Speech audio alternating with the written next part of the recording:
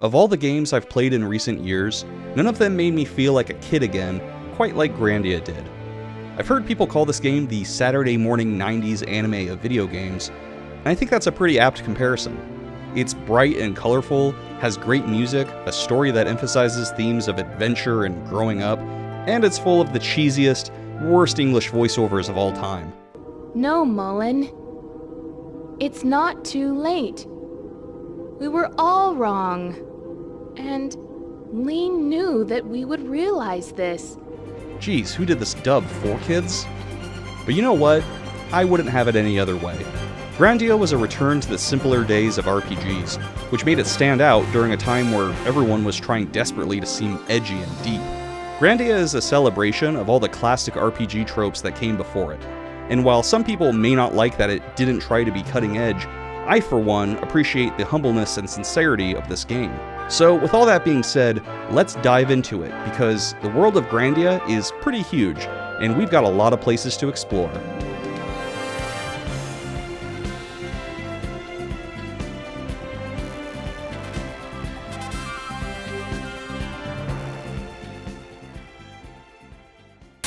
No, this isn't happening! There's no reason for me to go on. What am I fighting for?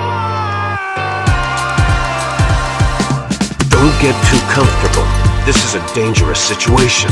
I thought the car was supposed to move us. Wouldn't that be nice? Can it? Ready, steady, ready, steady, ready, steady. Mega Man, can you hear me? This is Snake. Kept you waiting, huh? Are you familiar with Big Chunk?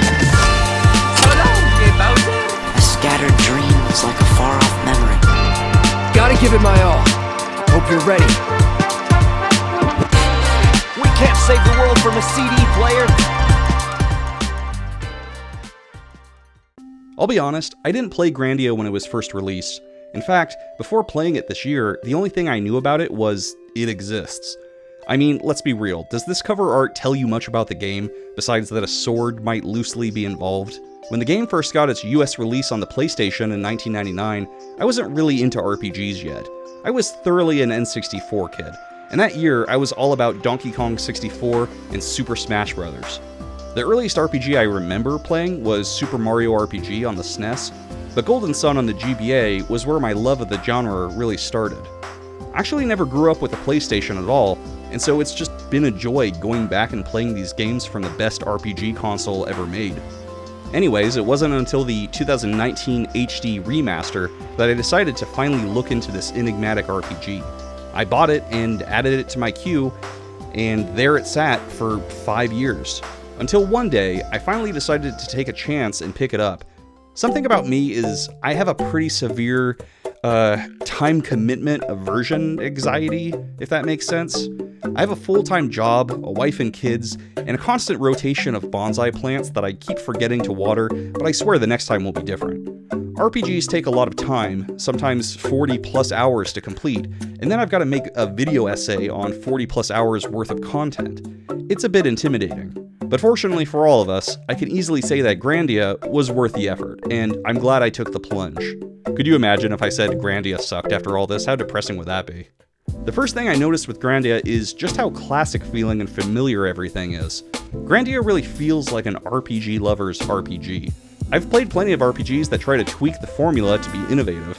I love games like Valkyria Chronicles or Paper Mario for their unique mechanics. But like the majestic salmon swimming upstream to find its birthplace to die, I too yearn for my classic RPG roots. Grandia doesn't really push the envelope in any meaningful way. Compared to Final Fantasy VII, which was trying out all sorts of new stuff and was throwing plot twists at the player that no one saw coming. You all know which scene I'm talking about. It's Cloud in a dress. I didn't finish the first disc. So basically, Grandia plays things safe by relying on traditional gameplay. I get why that didn't do well in 1997. I mean, sincerity was starting to die in the 90s. It was killed by snarky, sassy teens riding skateboards and wearing their hats backwards and just being so damn sarcastic about everything. So a genuine RPG with no gimmicks, no edgy emo lord protagonist, no extreme snowboarding minigame, it just wasn't as cool, man. But I'm happy to play a classic RPG, overused tropes and cliches and all. And boy does Grandia have them. Little skinny preteens somehow besting monsters and large adult men in hand-to-hand combat? Check. Treasure chests and dungeons full of tonics that somehow haven't expired yet? Check. A world-ending calamity that could only be stopped by you, the player, fulfilling some sort of ancient prophecy? You better believe it. But let's come back to all that in a minute, because in order to better understand Grandia, we first have to take a look at its spiritual predecessor, Lunar.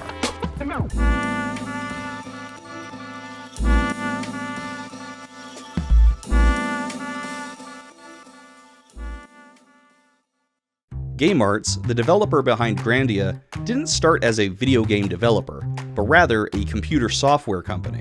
That's probably due to its founders, Takeshi Miyagi and his older brother Yoichi, establishing the company right after working for Asai. For those unfamiliar, Asai was a historically significant company. They were the first company Bill Gates worked with overseas, and they helped publish and distribute Microsoft products in Japan. And, well, Microsoft ended up being pretty successful, in case you didn't know. But more importantly, Asai helped produce the MSX computer, so without it, we wouldn't have the Metal Gear series. Asai also made the RPG Maker games, and while I could gush about RPG Maker forever, maybe in a different video, I will just say that playing RPG Maker 2000, when I was in middle school, legitimately was the birth of my love for creating animations, storytelling, and coding in video games. So without Asai, you probably wouldn't be watching this video right now, and I would probably be working in a field somewhere, pulling potatoes out of the ground or whatever.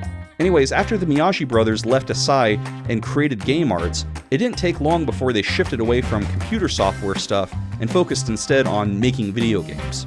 They released a few moderately successful titles on the MSX and PC, but it wasn't until they developed Lunar, the Silver Star, that they really struck gold.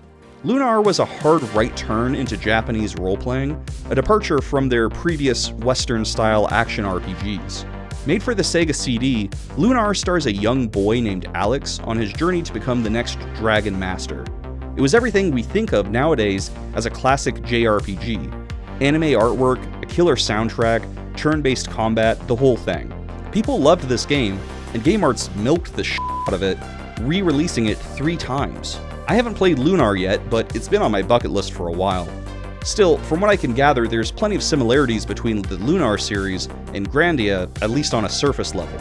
So it makes sense that Grandia would eventually be birthed from these same creative minds. Ideas for Grandia began loosely around 1993, a year after Lunar was released, but it wasn't until the release of Lunar's sequel 2 years later that Grandia would go into full production.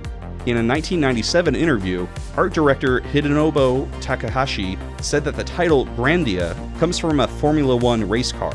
To us, it means a variety of specialists coming together to challenge themselves with a new design. How could we create something amazing?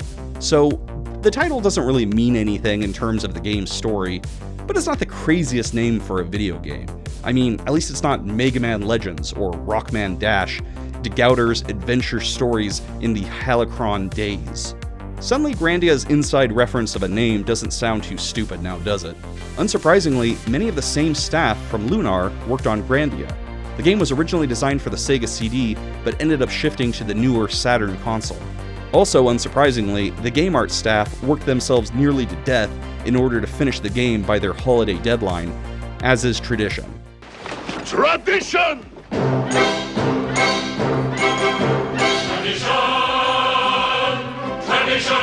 The workload for the game was so intense that GameArts rented an apartment next to their office and installed a bunch of triple bunk beds for the developers so they had a place to crash after working long nights. Hiroki Okabe, a supervisor on the project, said he went 5 days without sleep while writing character dialogue. He said that most of the developers pretty much lived at the office. So, did all that hard work pay off? Well, let's get into the game and find out. Just a quick reminder, if you're not already subscribed to West Does Games, go ahead and hit that bell. Or you can like this video, because that helps with the algorithm. If you want to see the extra long, ad-free versions of this video, you can check out West's Patreon at patreon.com/westdoesgames. This channel runs on viewer support, so whatever you can give helps out a lot. Thanks for watching!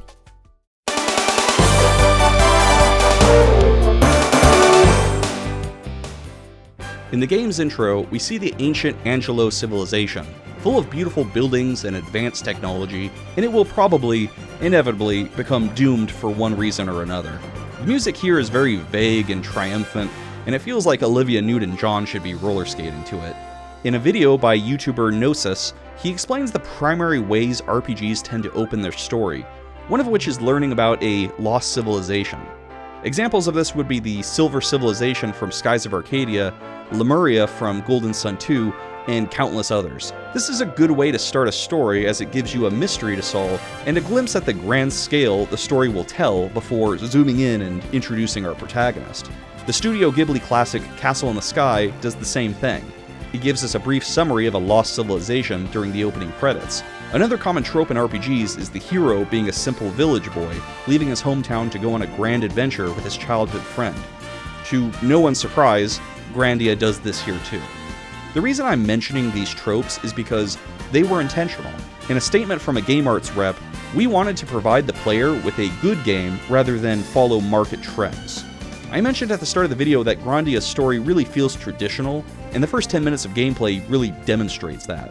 Justin is a fun-loving youth living in the town of Parm. His father was a famous adventurer, and Justin wants nothing more than to fill those shoes and go on his own epic quest. Developer Takeshi Miyagi said he wanted to create a memorable protagonist who the player could actually relate to, somebody that you would care about and remember years later. Compared to the brooding, powerful badass Cloud Strife, Justin is kind of a goofball kid. If Grandia is the inverted FF7, then Justin is the perfect protagonist. He's accompanied by his friend Sue, a plucky little girl who's often the voice of reason to Justin's brashness, though her youth and inexperience often leads her to getting herself into trouble as well. Also, there's this thing called Puffy. It's Sue's pet, and we're never told what it is or where it came from, but it's cute, so it gets to stay. One thing I love is that Justin and Sue actually act their age. It's kind of an anime RPG trope that you'll have these rugged, chiseled adventurers with six-pack abs and giant heaving breasts, taking on an entire evil empire by themselves. And then when you look at the instruction manual, it's always like, yeah, they are 14 years old. Fortunately, these kids are actually written like kids, and by extension, their view of the world and scope of it all is appropriately limited. Takeshi Miyagi said that they focused on writing the characters first, and then the story after.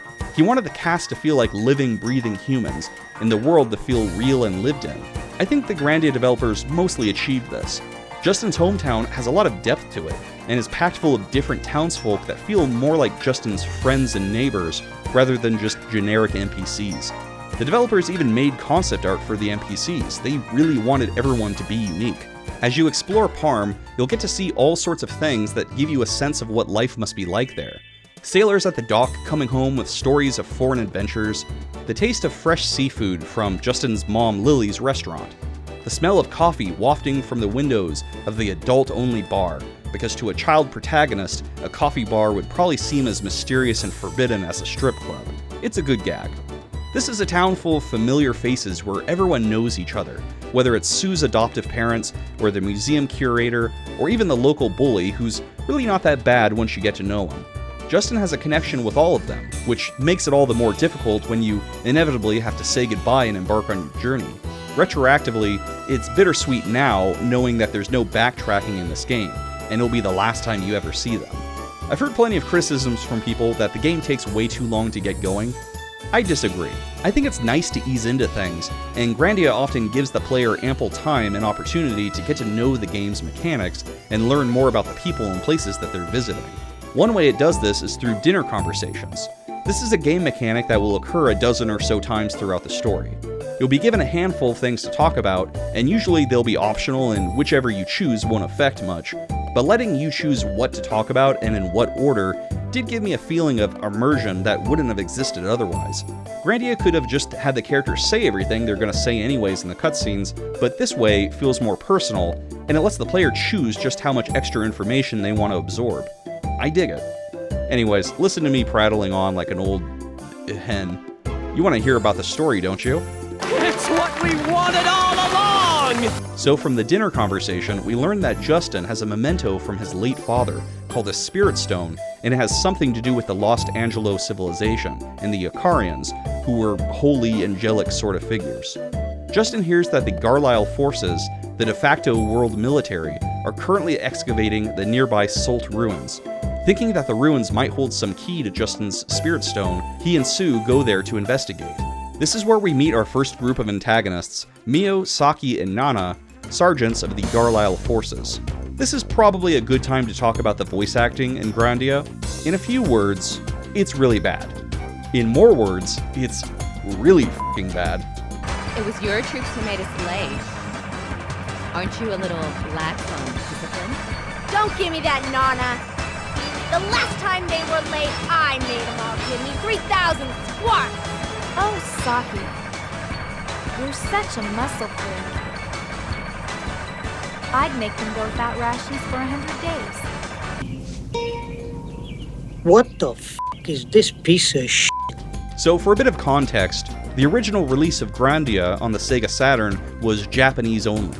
It wasn't until 2 years later, in 1999, that Game Arts re-released the game on the Sony PlayStation, and this time internationally. The English localization was done by a company called Working Designs, who Game Arts hired previously to localize the first two Lunar games. Those games were also kinda notorious for their sloppy localization. What happened to the Goddess Tower? This can't be real. Oh my God. It's Jason Bourne. According to Feena's voice actor, Angela Anderson, they basically called everyone in individually to do reads, but weren't given any context for the script. So in a conversation between Justin and Feena, Angela would only see Feena's lines and not Justin's responses. So I don't think these voice actors were bad at their jobs. I think Working Designs just didn't facilitate a functional environment for getting good reads. I say that with exception for the guy who voices Garlisle Force's Colonel Mullen. I think he unequivocally did a bad job. Go! You, the elite of Garlisle, will open the door to the wisdom of the ancient Angelo civilization. But honestly, I don't mind. If you embrace the corniness ahead of time and recognize it as a staple of 90s RPGs, then it can actually be quite enjoyable. So bring on the bad voice acting, the worse the better, I say. Anyways, Justin and Sue sneak into the Salt Ruins, and it's our first official dungeon of the game. At the end of the ruins, a mysterious vision of a woman appears before them. She says her name is Liete, and that she's the High Priestess of Alent, which is the ancient lost city of the Angelo civilization. Liete tells Justin that his Spirit Stone is the key to finding Alent, and that he should journey there if he wants to know more about the Icarians, the Angelu, and all that. This is Justin's big revelation that it's all true. The Icarians, the Angelu. All of it. It's all true. Justin had always been seeking a grand adventure, and so he doesn't hesitate when he recognizes the opportunity laid before him. On their way out, they're confronted by Colonel Mullen, who I mentioned earlier, and his aide-de-camp, Lean. When Mullen learns that they know about Liete, he threatens to take them hostage, lest they leak that information to the public. Justin then uses the Spirit Stone to solve his problems, much like Sonic the Hedgehog would, by spinning around. Maybe that's a stretch. I also really wanted to play You Spin Me Round by DOA here, but I don't want to get a copyright strike. On your way out of the Salt Ruins, you'll fight your first boss. I'm going to talk about the combat and battle system a little later, but for now I just wanted to point out that the first boss is just named Rockbird, which I thought was hilarious because of how lazy and lame that is. Mullen and Lean watch our heroes escape the ruins, but choose not to chase after them. Mullen is basically like, haha, what a mad lad, I like that Justin. From this, we could gather that Mullen isn't fully evil. More like a lawful evil, maybe a chaotic good, but we'll see. Justin wakes up early the next morning with plans to board a steamship and sail towards the continent of Valencia, where he hopes to find the lost city of Alent. He had planned to do an Irish goodbye, but in one of the more touching moments of the game, finds a letter his mom snuck in his bag. He doesn't help his parents at all, spends all day playing adventure, comes home covered in bruises, gets scolded for his mischief, brings home big bumps on his head. This hopeless, naughty little boy used to live at our house. One day, this naughty boy cried. It was the day he found out he'd never be seeing his beloved father again. Since that day, the naughty boy has become a greenhorn adventurer. That adventurer named Justin is friendly, simple, and scatterbrained. I can't say he's anywhere near full-fledged, but he's begun to walk on his own. When I see his single-minded figure in my dreams, I could proudly say, "This boy is my son." Wherever you go, try to follow your dreams with all your heart, but don't lose yourself. It seems Justin's mom knew he'd follow the call of adventure and sneak away. As a parent myself, this scene really hits me in the feels. Justin boards the steamship and it sails off to the continent of Valencia. It's a bittersweet moment for sure. Justin's leaving his friends and family behind and heading into the unknown. But there's also the excitement of a new adventure just over the horizon.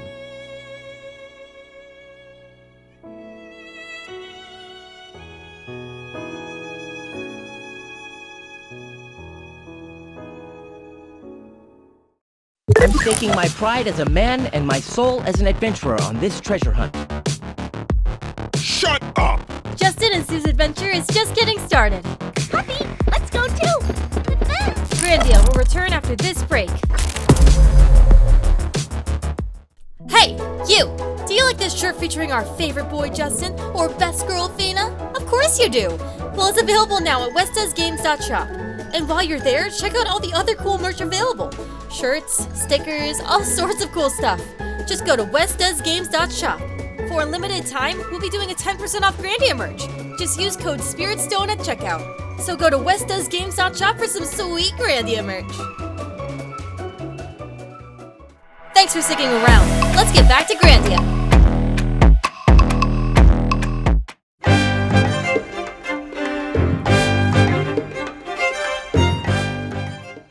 After getting settled in, Justin learns that Sue has snuck aboard the ship, following after Justin, despite him telling her he was going on this journey alone. The crew of the steamer aren't too happy about Sue being a stowaway and threaten to throw her overboard, so Justin agrees to work as a crew member to pay for her ticket. Justin's a good guy, he's not going to let his friend get eaten by sharks, you know? This leads us to, if I remember right, the only mini-game in Grandia. And you know what? It's probably for the best.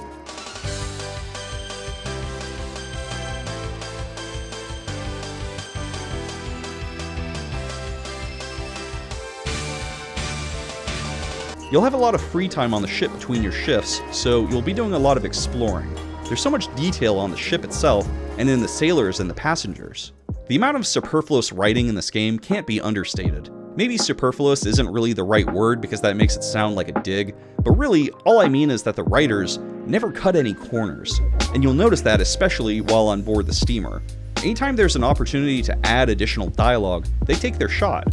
Virtually every time a significant thing happens in the game, just about every NPC will have something unique to say about it.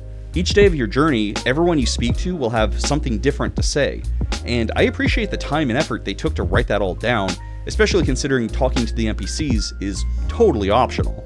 After a few days on the ship, an unexpected visitor appears. Her name is Feena, and she's a well-renowned adventurer from No Parm. All the sailors greet her and think that she's the absolute Justin wants to impress her with a high five, but she shakes his hand instead. Oof. Later, Justin tells her about his plans to adventure around in Valencia, and she informs him that it's not that simple. You apparently need to be a member of an adventurer guild in order to get access to ruins and all that. Justin's not put off by the bureaucracy of it, but instead excitedly vows to become a member so he could continue his journey. We also learn a little bit about Feena here, namely that she lives by herself in No Parm, she's an orphan, and she has an older sister, but they're estranged. We'll come back to that later. Out of literally nowhere, a ship appears in the mist, but it's no ordinary ship. It's a ghost ship!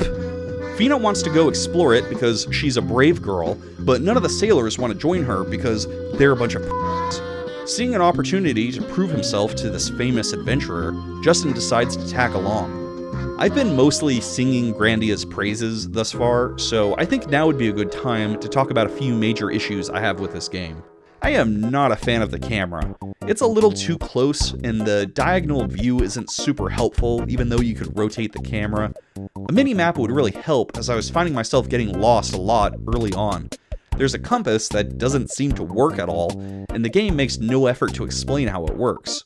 There's often points of interest that are only visible from certain angles, so it requires you to not only guess where to go, but you'll also have a hard time noticing these points of interest unless the camera happens to be facing the right way. The worst example of this is the Leak Mines. It's just a big open area, and if you leave the perimeter, it takes you back to the world map. But since you don't know which way to go, you'll end up accidentally leaving the area constantly. Fortunately, there are little blue icons you could access in dungeons, and when you reach them, it gives you a zoomed out view to help you navigate better. It's a nice feature, but seems to be making up for the fact that there just should have been a minimap to begin with. I found the ghost ship section of the game to be the most egregious in this regard. The area is so tight and compact, and there's too many layers and obstacles blocking your view. It makes navigating through this dungeon almost impossible. The camera angle isn't just bad in tight areas, but wide open ones too. The Llama Mountain Range, later in the game, is a good example of this. It's just a giant open field with no landmarks, and the camera angle ensures you won't be able to see which direction is the right one. Plus, it's full of enemies. If it wasn't already complicated navigating, it's even harder having to pause for a 1 or 2 minute battle and then try to remember which way you were going. Another issue, and this isn't necessarily a bad thing depending on your perspective, is that the game often makes these sort of side quest detours that have nothing to do with the main storyline. I mean, I get it, they provide opportunities for the characters to have conversations with each other and get to know each other better.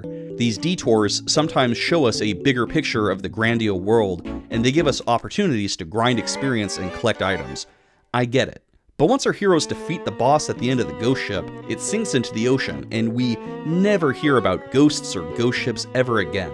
It might as well have been that a giant fish attacked the ship, or they got shipwrecked on a deserted island, or literally any other obstacle. The end goal would be the same, so it just would have been nice if they had made more of an effort to tie these detours into the main story somehow. After a while, these detours just start to feel inconsequential. After the ghost ship adventure, Justin and Sue see Alencia, the new world, off in the distance. They've never been off their home continent of Messina before, and the combination of excellent music and their childlike excitement really sets a fun tone for the next portion of the game. Once in New Parm, Feena departs from your party, finally giving Justin a high five and telling him he does have what it takes to be an adventurer. Justin's moved from stay away from me to, I'd say, slightly above friend zone. New Parm is hustling and bustling with all sorts of different people, so you'll have plenty of folks to meet and stories to hear. The towns in Grandia are all pretty simple and feature the same basic things: an inn for replenishing your stats, a weapon and armor shop, you know, all the basic RPG staples. Justin goes to the Adventure Society in order to become a member, and that's where he meets Pakon, the president of the group. He's an ignoramus and a buffoon, and a Nepo baby who inherited the position from his father. He makes it clear that he's not going to help Justin out just because. He also makes the claim that he's engaged to Feena, but considering all the posters he has of her in his office, it's clear that this is more of a one-sided infatuation. Justin and Sue go to visit Feena's house on the outskirts of town. She confirms that she definitely is not engaged to Pakon, and that he's just a weirdo. Justin expresses that he'll just continue his journey without an adventurer's pass, and Feena argues with him, saying that professionals follow the rules and go through the proper channels. I like this conversation a lot because it shows some characterization for these two that will be expanded upon throughout the game. Namely, that Justin is more of a foolhardy kind of guy that is brave enough to defy convention, but he's also naive to think that you could just brute force your way through every obstacle.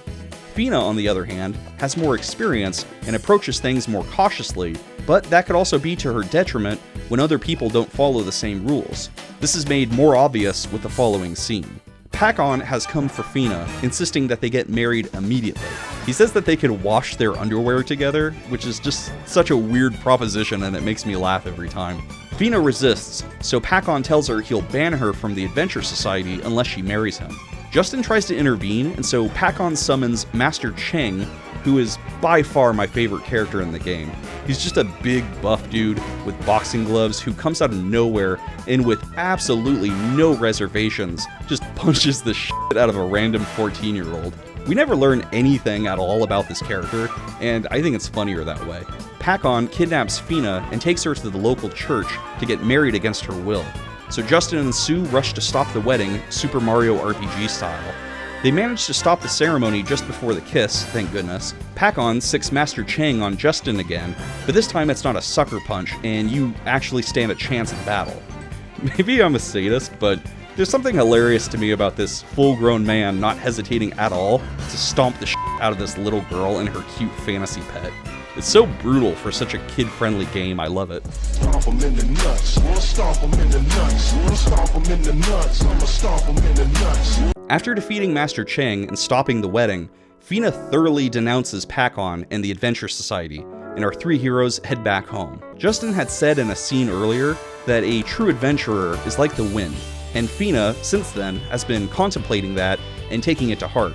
She tells them that she wants to be free like the wind too.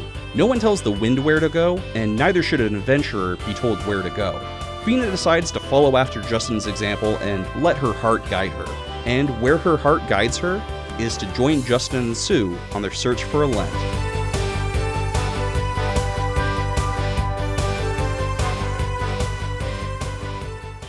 We'll be back after a short break. But don't click away, or we'll ask Master Cheng to have a word with you.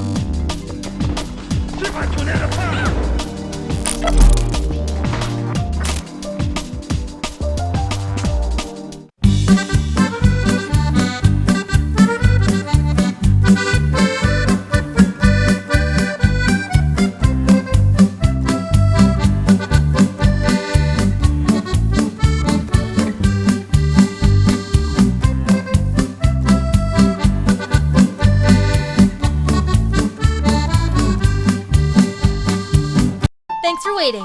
Grandia continues now.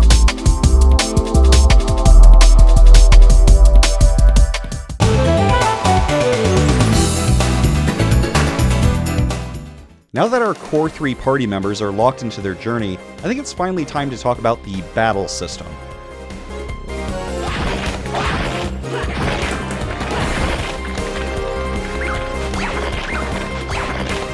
Grandia's battles are turn-based, but whose turn it is depends on their position in the action gauge, which can be changed. A lot of the strategy of the battles will depend on how the player can manipulate this gauge.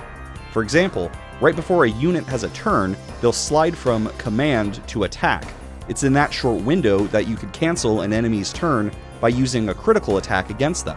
The window is for a small amount of time though, and enemies could just as easily use it on you, so it can be challenging to pull off effectively, but very satisfying when you do.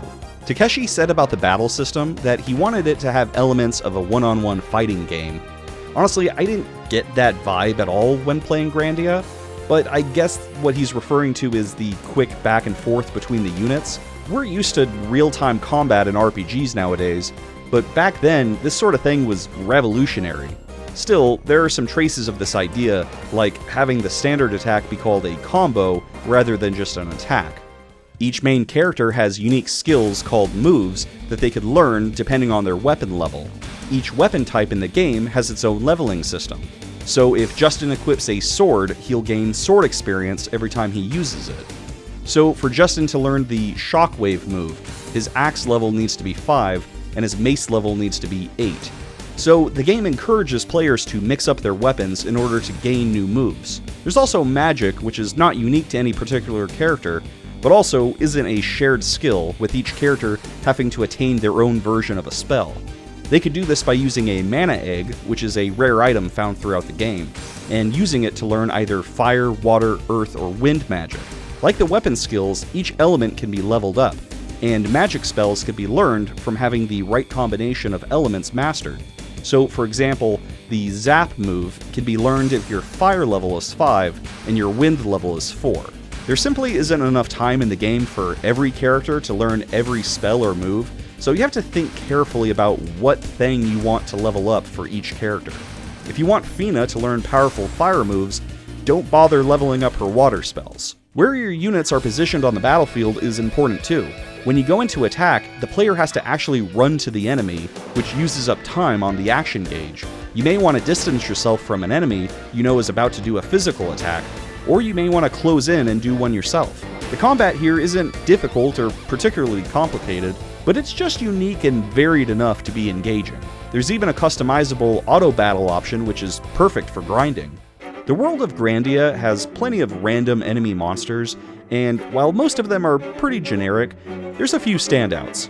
This one reminds me of Keanu Reeves. And this dancing, wiggly woman is just creepy. My only complaint about the game's combat is that the difficulty is so easy that it pretty much allowed me to cheese through everything. It wasn't until the final boss that I had to actually use the combat mechanics strategically, which ended up being way more fun. A battle system this advanced is wasted on a game that's so easy you could breeze through everything on auto battle. Anyways, enough about fighting. Let's get back into the story. Justin and friends decide they're going to try to reach the end of the world, which is what they call this massive wall that divides the continent in two. Supposedly, nobody has ever climbed it before out of fear that it really is the end of the world and there's nothing on the other side. This raises some significant plot holes, like why sailors wouldn't just sail west to get around the wall, but let's not dwell on that for now. Our party believes Alent must be on the other side, and so they'll have no choice but to climb the wall. But on the way there, they meet a young humanoid creature named Rem, who's being hunted by the Garlisle forces. Our heroes try to help him, but they all end up getting captured and sent to a military prison. Lean, Mullen's aide-de-camp, goes to visit Justin in his cell and discreetly leaves him a key to escape. I guess Lean's not such a bad girl after all, but we'll get into that more later. Now, I normally enjoy prison breakout sections of games, even if the breakouts are far-fetched. Like, really, Lloyd just needed to use the sorcerer's ring and the door opens? What kind of security is that? But this section of the game, unfortunately, is kind of a slog, and that's because you'll be facing the same exact enemy over and over and over. In fact, that's a running theme in the game. Whenever you run into the Garlisle forces, it's just the same soldier copy and pasted ad nauseum. This is where the auto battle becomes nice to use, but it shouldn't have to be like that. It feels like in these areas of the game, the developers were just trying to pad for time, but rather than building dungeons with puzzles to solve, they just add a gauntlet of enemies, and I'm not a fan of that.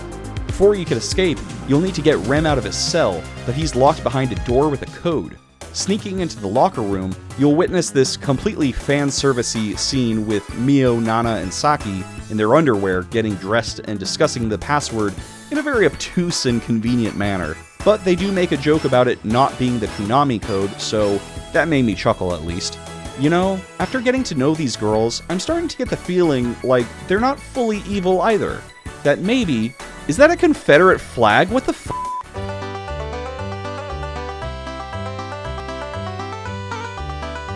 Our heroes rescue Rem from his cell, and Justin steals a military train to escape. They're met with little resistance, but that's because Colonel Mullen is allowing them to escape so they could lead the military to Rem's home, the hidden Luck Village. A thick layer of mist covers the forest surrounding the village, making it completely hidden and isolated from the rest of the world. But the Luck Villagers, which I can't remember what they're called, so I'm just gonna call them Luckies, have special magical nuts that they could use to clear the mist. If you giggled at special magical nuts, you owe it to me to hit the like button on this video right now. The village elder sends you on a fetch quest to get something up a nearby mountain, and it's there we see that Luck Village is in possession of a massive spirit stone. Now, it's a little more clear why the military wanted to find this hidden village. After gaining the respect of the village elder, he tells you about their history, that long ago their ancestors lived with the angel-like Icarians, but they got jealous of the Icarians' wings and tried to steal them. They were punished by an all-consuming darkness that not only enveloped them, but began to swallow up the land around them as well. The Icarians built a giant wall, the end of the world, to keep the darkness from spreading. The Lucky's ancestors were doomed to live in darkness on the other side of the wall, but in an act of mercy, the Icarians gave them the mist-clearing nuts so they could see through the darkness. The Elder then gives you one of these mist-clearing nuts so you can pass through the misty forest and get to the end of the world. Yep, things will be much clearer after using this item. You'll have that post-nut clarity, if you will. Thank you, I've been saving that one. That night, the Garlisle forces launch a surprise attack on the village and attempt to steal their massive spirit stone. Justin confronts Lean, and it's there that we learn that she's none other than Feena's estranged sister. Feena's dismayed to see Lean working for the enemy, and Lean apologizes, but takes the stone anyways.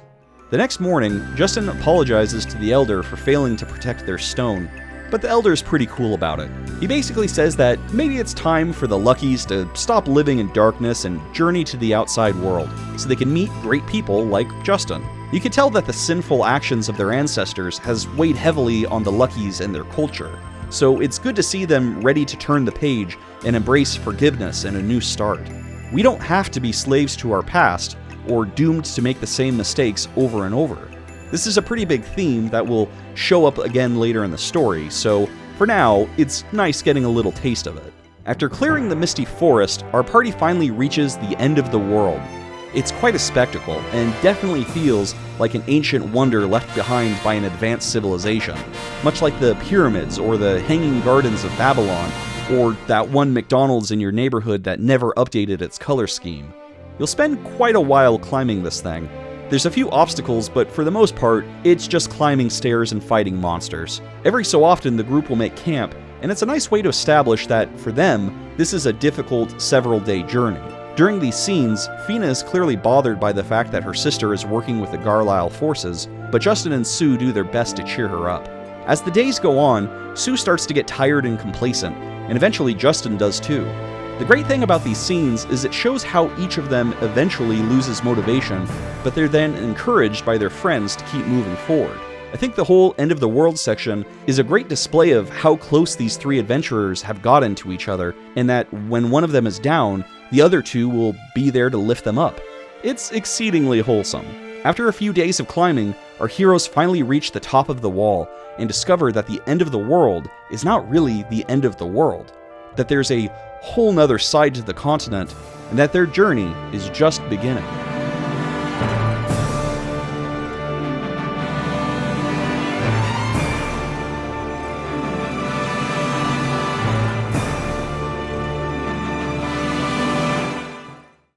Stick around, because we'll be right back.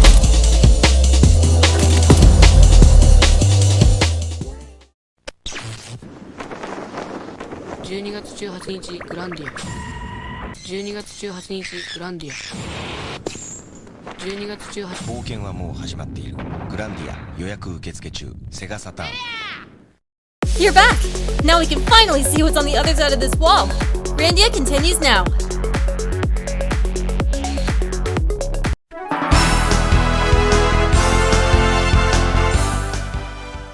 Before we jump back into the story, I wanted to talk about something I haven't mentioned yet, and it's long overdue: the music of Grandia. Developer Takeshi Miyaji specifically didn't want to reuse Lunar composer Noriyuki Iwadare because he wanted Grandia to sound totally different and distinct from Lunar. So Takeshi tasked sound producer Isao Mizuguchi with finding a composer for the game. Mizuguchi did this by holding a contest for who could create the best main title music, with the only instruction being, please compose adventure-like music because people want to go on an adventure. There were a lot of submissions, but only one artist really stood out. Mizuguchi presented the submissions to his boss, and after listening to all of them, he agreed with Mizuguchi's pick.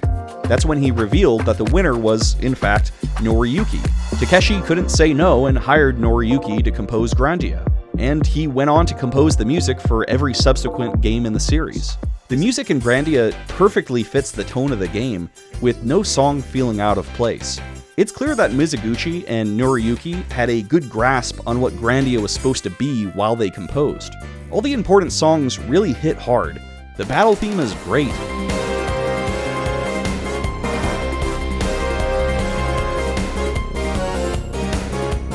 And you get a whole different battle theme on disc 2. I always love it when RPGs do that. The main theme is as hopeful and adventurous and bittersweet and beautiful as the game itself.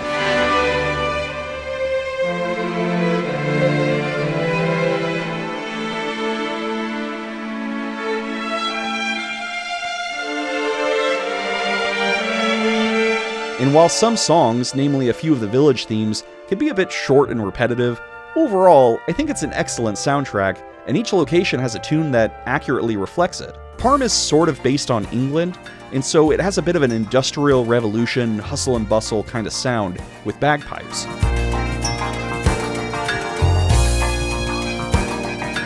New Parm is basically America during the early 1900s.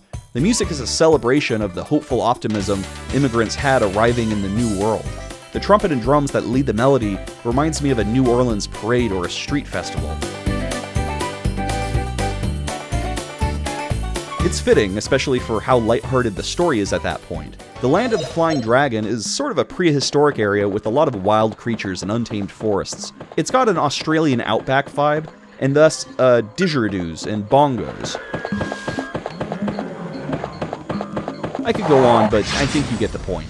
At the top of the wall, some ancient Icarian drones, and no, we aren't given any more information than that, picks up Justin, Sue, and Feena and just yeets them off the other side of the wall. At this height, this is a lot like falling out of an airplane, but Grandia could be a bit cartoonish sometimes. I mean, hell, Justin already magically survived a huge fall in Luck Village, so what's another miracle? Well, sure enough, Justin and Feena just so happen to land on a giant leaf and end up okay. Sue is nowhere to be found, though. Our heroes are now in a prehistoric-looking jungle where the plants have grown huge, and it's a stark contrast to the other side of the wall. Justin and Feena eventually find Sue, who's being watched over by a warrior named Gadwin, who's camping out in the wilderness. After sparring with Justin, the two become fast friends. Gadwin is one of my favorite characters in the game. He's just such a Chad, and you'll understand why soon enough. Basically, the only reason that Gadwin is out there is so that he could fight monsters and grind experience. He actually lives in a nearby village called Dite, and he invites them all to come visit. Officially a party member now, Gadwin is super overpowered, and it's hilarious seeing his battle sprite being twice as big as everyone else. Dite Village believes that the spirits protect them, but that they have recently lost their blessing, as it's been raining non-stop, and they fear that the rain will soon turn red and destroy everything. They believe that the nearby Typhoon Tower holds the key. There's an ancient heirloom there called the Spear of Heroes, and they believe that retrieving it and bringing it back to the village will bring the blessings of the spirits back to Dite.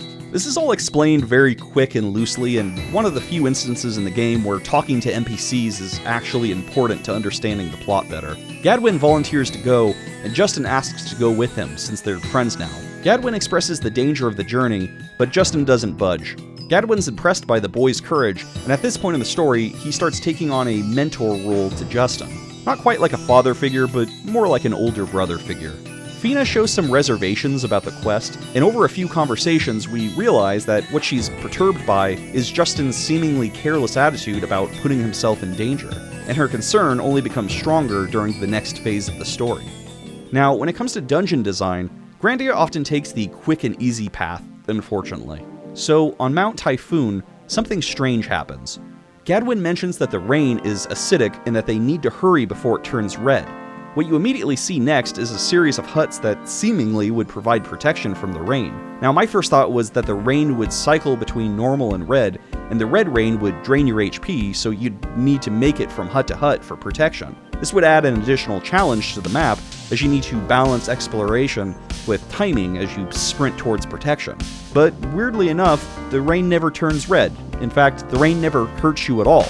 So what are the huts for? Just decoration? It's weird to set up this expectation for a game mechanic and then just drop it like that.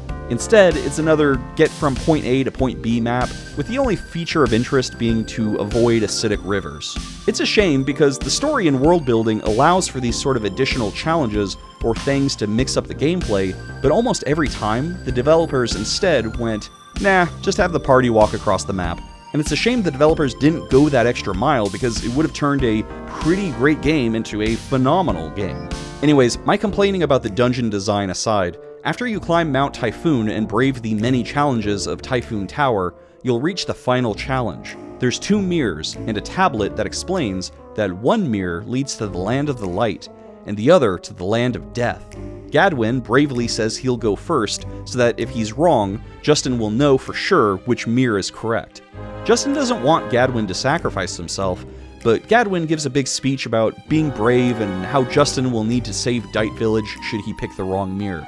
In probably one of the funniest moments of the game, Gadwin tries to go through one of the mirrors, but because he's so huge he just can't fit. All the heroism and gallantry didn't count for much, and Justin will have to be the one to go through. Right before he does, Feena objects, not wanting him to risk his life. Justin doesn't seem to understand at first why she's objecting. After all, if he doesn't take this risk, everyone in Dite might die. But then, she insists on going instead, flipping the script on Justin. Now that her life is on the line, he starts to understand how she's been feeling this whole time. Still, he needs to be the one to go, so he asks Feena to be the one to choose which mirror, essentially putting his life in her hands. She chooses the opposite mirror that Gadwin picked, incidentally, and Justin goes through it. Fortunately for everyone, it was the correct mirror. Good thing Gadwin was too big to fit through the wrong mirror, huh? Justin takes the Spear of Heroes, but then the tower starts to collapse Cave of Wonders style. Gadwin grabs Feena and Sue and rushes out of there. The tower collapses with Justin still inside. Feena is certain Justin is dead, when suddenly he's dropped out of nowhere safely before them. It seems the Spirit Stone rescued him and, well, this certainly won't be the last of the Spirit Stone being a deus ex machina for the story, but whatever. Feena is overjoyed to see Justin alive, and Justin finally sees how much harm he's caused her by letting her worry so much about him. It's clear that they have a bond now that transcends just friendship. It's definitely in the love range now, and it's certainly the beginning of a much deeper relationship between these two characters. I know I've already complained about Grandia's dungeon design, but I've got one more beef for something that reoccurs throughout the game. There is no instant warp at the end of dungeons, ever, which is a huge pain. After every dungeon, once you beat the boss, you have to travel all the way back the way you came. Why can't the scene just fade to black and then you're back in the hotel of the local village? It makes the story feel awkward. It's like that end credit scene at the end of The Avengers, when they're all sitting around eating gyros after the final battle. The humor is that, realistically speaking, these characters would get hungry and wouldn't necessarily want to get back home, shower up, and get dressed in normal clothes before eating a meal. These are moments that must happen, like them needing to eat or take a piss, that are never shown because they aren't cinematic. Likewise, walking back through the dungeon you just defeated is such an anticlimactic and uncinematic way to end that journey, and it's especially noticeable at the end of Typhoon Tower, after Justin and Feena's emotional reunion. You have to go all the way back down Typhoon Mountain, and it's like, just cross-dissolve us back to Dite Village, guys, come on. Anyways, Justin returns the Spear of Heroes, stops the rain, and saves the village. Huzzah! Justin tells Gadwin he must be moving on, and Gadwin tells him about some ruins to the south of Dite that may hold some answers about Alent. He offers to guide them there by boat, and thus ends our little Dite adventure.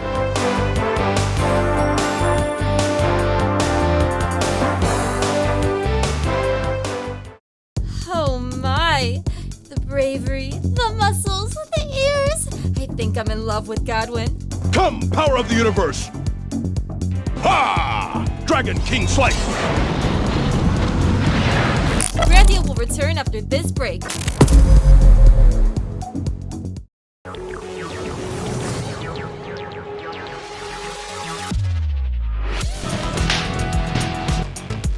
How can you snap?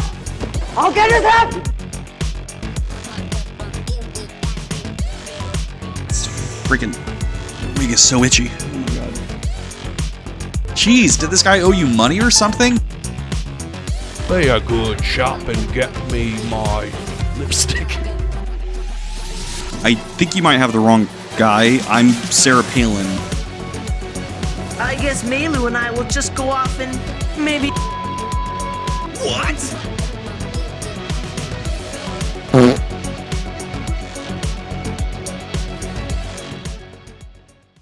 Welcome back! Now let's go see what my boyfriend Gadwin is up to. That's right. You're just the man I knew you to be. Come on, Gadwin. You're gonna make me get embarrassed.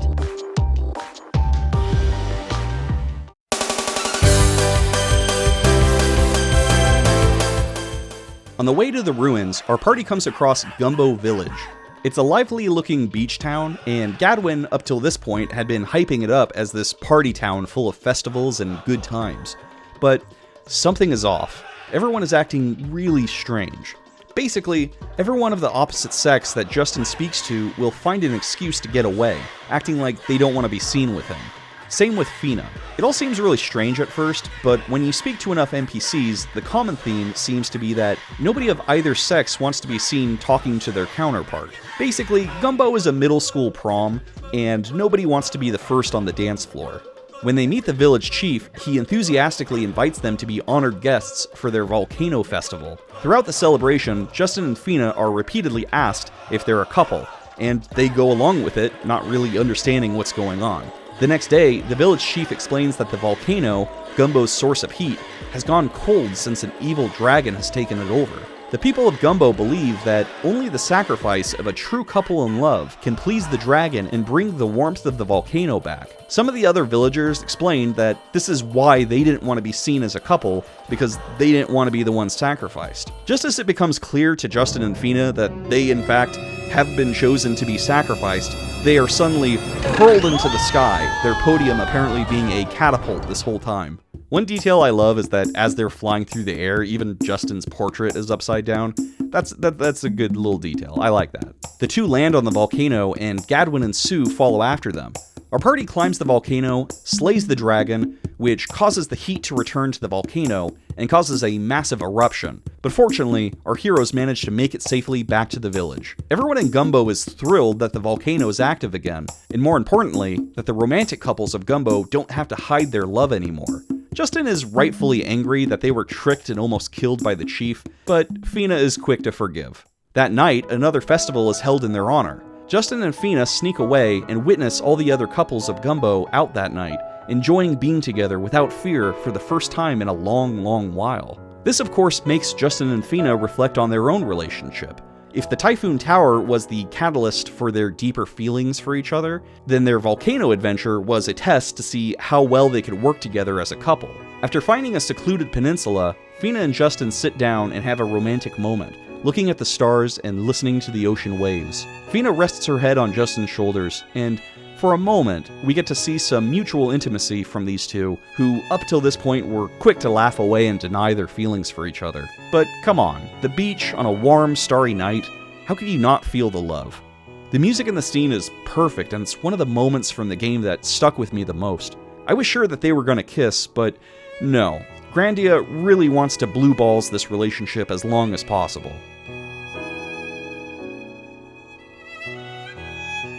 Now that the Gumbo detour is wrapped up, it's time to go to those ruins I mentioned earlier, the ones Gadwin had been leading us to. So Justin and friends take a boat over to the ruins, called the Twin Towers, because, this is 1997.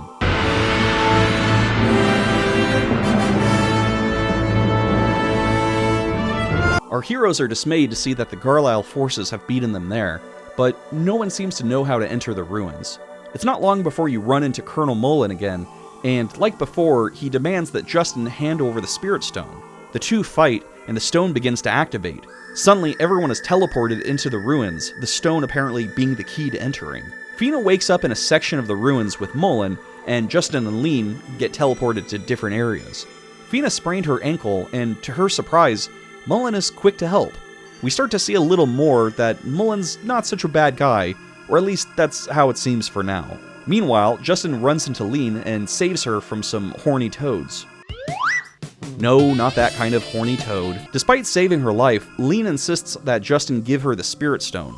Frustrated, Justin gives it to her, telling her that their lives aren't worth it. Lean's taken aback by this, and the two head further into the ruins. Throughout their time together, Justin and Lean, and Mullen and Feena seem to be slightly crushing on each other, and it makes sense. Feena and Lean aren't just sisters, they're twins, and as we get to know Lean a bit more, we start to see that her personality is a lot like the Feena we've come to know and love. At the end of the dungeon, Justin gets another vision of Liette. She tells him he's getting really close to Alent, he just needs to go east and he'll be there. She gives him an item called the Medal of Wisdom, which is the key to entering the Lost City. On their way out, Lean gives Justin his Spirit Stone back, touched by his genuineness, and for the first time, she's following her heart rather than her duty to the Garlisle forces. She warns him, though, to stay away from them because the next time they meet, they'll be enemies.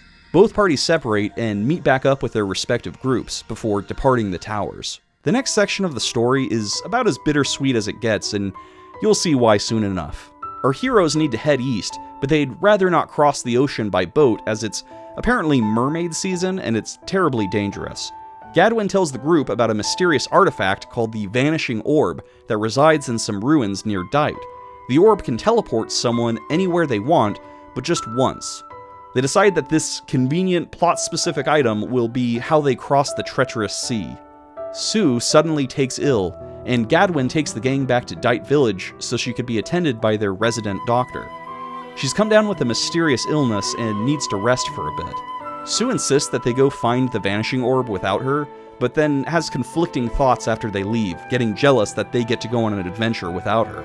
Over the next few days, she has a lot of time to think and consider what she wants to do with her life. Justin is in a rush to find the orb and get back to Sue. Gadwin and Feena try to explain the reality of the situation to our protagonist, that Sue is a little girl, and this adventure has been pushing her way too hard. But Justin is kind of a thick-headed kid and is certain with enough rest she'll be ready to go again. After finding the orb, they return to Dite and talk to Sue. Justin keeps pushing for her to come along, but Sue has made some revelations while they were away. She's decided that she simply can't keep up with them, and needs more time to grow up. This was a hugely difficult thing to come to terms with because Sue has always hated being treated like a kid. But she is a kid, she's come to realize, and she shouldn't push herself so hard. Justin has a difficult time accepting this, not wanting to leave his best friend behind. But eventually, he realizes that it's in her best interest to go back home to Parm. He selflessly offers to use the Vanishing Orb to send her back home, and she accepts. The orb opens a magical portal to Parm, and now it's sadly time to say goodbye to Sue. This is the first party member we lose in the game, and it won't be the last. Sue's been with us from the very beginning, and it's tough letting her go. I was actually shocked to find this is a permanent loss, but I also loved that Grandia had the guts to do this. Party members, as we'll come to find out, come and go from the game as the story requires. Just like in real life, people don't stay with you forever, so it's important you savor the moments you have when you have them. It's probably the most emotional scene in the game. Sue says her goodbyes, and Justin and Feena promise to come back and see her when the journey is complete. The portal closes, and so does Sue's role in Grandia. Justin and Feena head back to Gadwin's camp in the wilderness, where he unexpectedly challenges Justin to a duel. This fight isn't too hard, now that you're probably a much higher level than when you first fought him. After beating him, Gadwin declares that Justin is now a man, and doesn't need him anymore. He offers his boat and Dite, but tells them he won't be crossing the Mermaid Sea with them. They object, but Gadwin insists that Justin's training is complete. Story-wise, it makes sense, and I think the emotional punch to the heart with Sue leaving helped ease this departure. And after all, I think we all knew Gadwin wasn't going to stick around forever. He had his time, and now it's over. Still, with just Justin and Feena left, and a treacherous sea to cross, the journeys never felt so intimidating. But these are the growing pains Justin has to go through in order to become the hero he'll be by the end of the story. So now that they have a means to travel to East Alencia, Justin and Feena climb aboard Gadwin's boat and start their journey across the dangerous Mermaid Sea.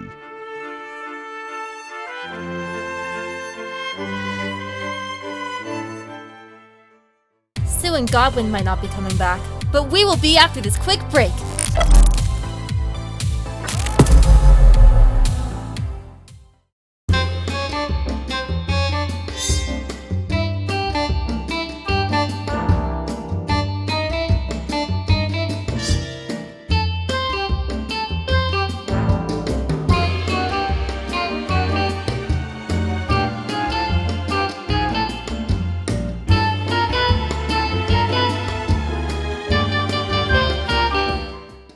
Thanks for waiting! Now, let's see how Justin and Feena are doing.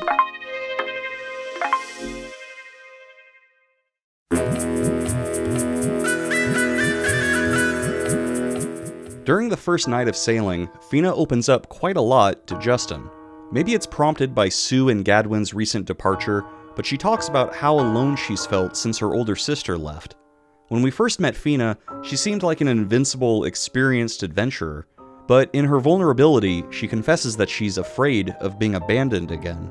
Justin promises he'll always be with her, and then Feena finally asks him if he loves her. Our boy Justin isn't always quick with the uptake. Say, Justin, do you love me?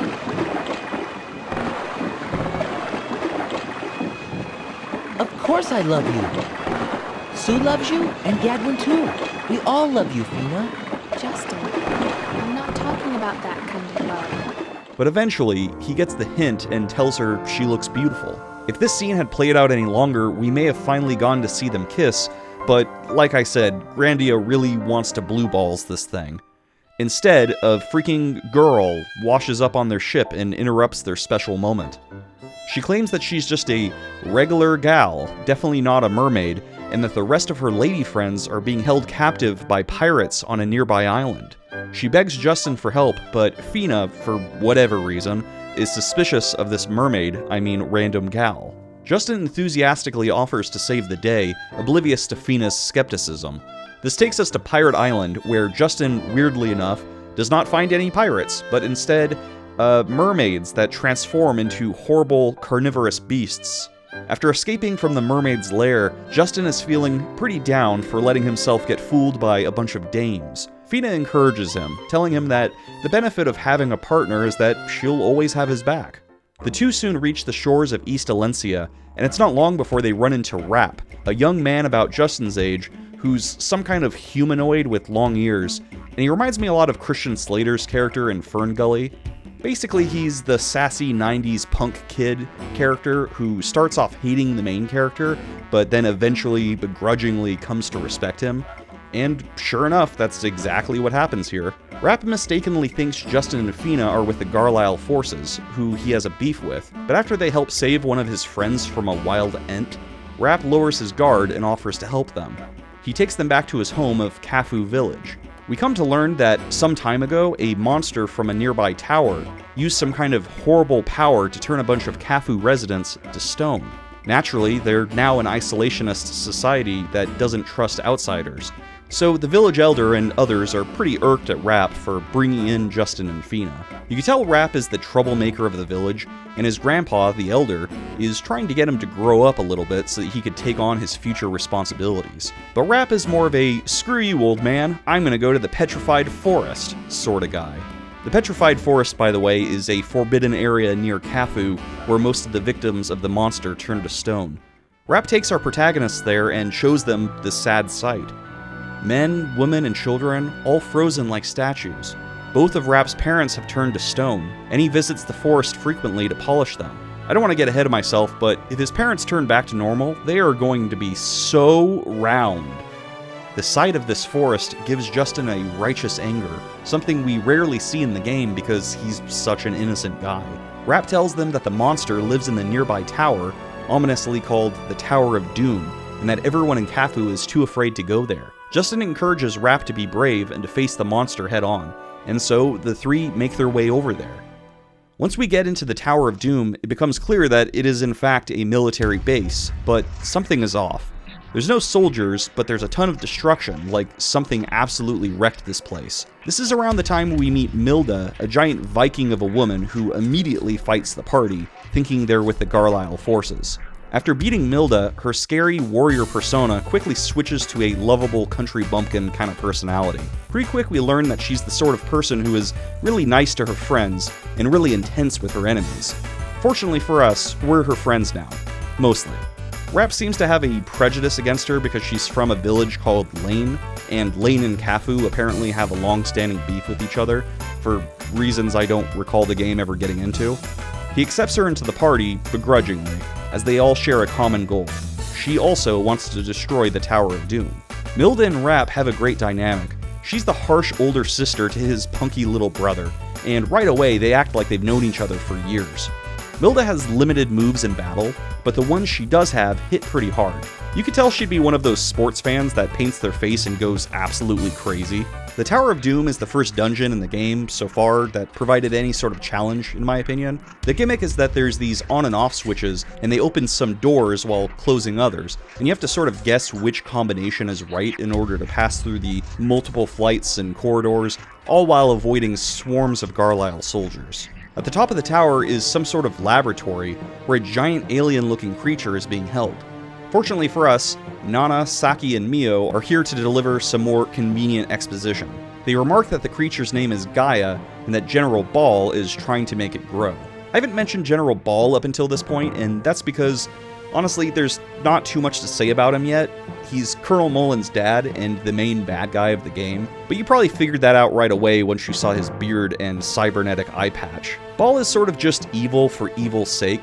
He wants to remake the world in his own image, and he's raising this monster, Gaia, in order to do it. Ball unfortunately doesn't have a ton of depth to him. He's sort of like General Galcian from Skies of Arcadia, even kind of looks like him. Just evil and power-hungry, and that's about all there is to him. Anyways, Gaia manages to escape its test tube and begins to grow. The Garlisle sergeants escape, but all the other soldiers in the room turn to stone, confirming that this is in fact the monster we've been looking for. Lucky for us, Justin's Spirit Stone creates a barrier around the party that prevents them from turning to stone as well. A weird robot alien-looking thing pops out of Gaia, leading to a boss fight. After defeating it, the party is ecstatic, assuming that they beat Gaia itself and that the stone curse will eventually wear off now. The creature left behind a husk of itself, and the party takes it with them to show the Cafu Elder that the monster is dead. Of course, we'll soon find out that defeating Gaia won't be that easy. The party returns to Cafu, but the village elders won't let Milda in because she's from Lane. Rapp has changed his attitude about her now that they've fought together and she's gained his respect. He tries to argue with them, but they don't budge, so the party instead spends the night at the inn outside of town. That night, Feena is thinking about her sister and how she could be part of the Garlisle forces, now knowing that their plans are wholly evil, what with the trying to create a giant monster and take over the world and turn everyone into stone and all that. Justin tries to encourage her, telling her that Lean could still be a good person despite being in with bad people, but Feena isn't super convinced. Their conversation is cut short by yet another night sneak attack on the local village by those meddlesome Garlisle forces, those rascals. They've come to confiscate the Gaia seed, and just as soon as they do, the seed turns into another weird creature. It turns more people into stone, but like before, Justin's Spirit Stone keeps the party safe. Feena confronts her sister, and Lean makes the excuse that she's basically a slave to the Garlisle forces and doesn't really have any choice. She then reveals that she is in fact an Icarian, gasp, and she uses her powers to subdue Gaia and whisk away with it. Feena and the others are left aghast. If Lean is an Icarian, that means Feena must be too. What could this mean for Justin and the fate of the world? We'll soon find out.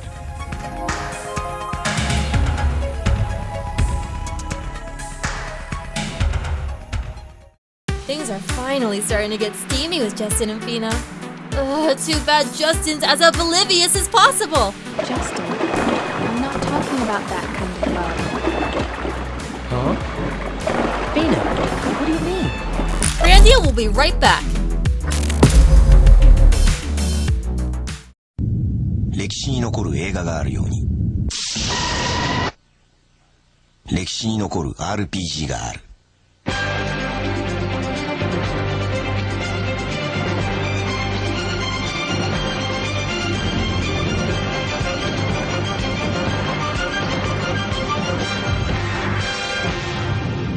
すべての人に大冒険を。